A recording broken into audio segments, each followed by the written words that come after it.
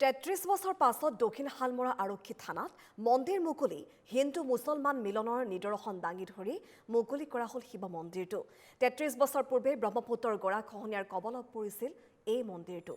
1857 চনতে থানা চৌহদত নিৰ্মাণ হৈছিল মন্দিৰ ভাগ 1991 চনত গৰাখহনীয়া জাহ গৈছিল এই মন্দিৰ দীৰ্ঘদিনৰ পিছত ৰাইজৰ সহযোগত পুনৰবাৰ নিৰ্মাণ কৰা হয় এই মন্দিৰটো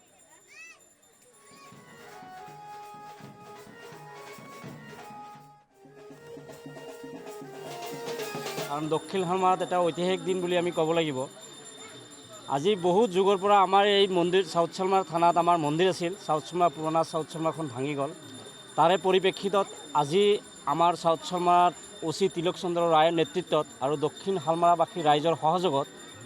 আকৌ এই মন্দিৰখন যে ইয়াত নতুনকৈ আজি বনালে বা আজি তাৰ বনোৱাৰ পিছত আজি অপেনিং হ'ব সেই পৰিপ্ৰেক্ষিতত আমি দক্ষিণ হালমাৰাবাসী ৰাইজ হিন্দু ধৰ্ম ভাতৃত্ববোধ ঐক্যবদ্ধভাৱে আমি একেলগে হৈ আজি এই মন্দিৰত আমি সহযোগিতা কৰিছোঁ আৰু আমি আনন্দিত হৈছোঁ যে এই ভাতৃত্ববোধ যদি আমাৰ এই নজিৰবিহীন ঘটনাটো চাই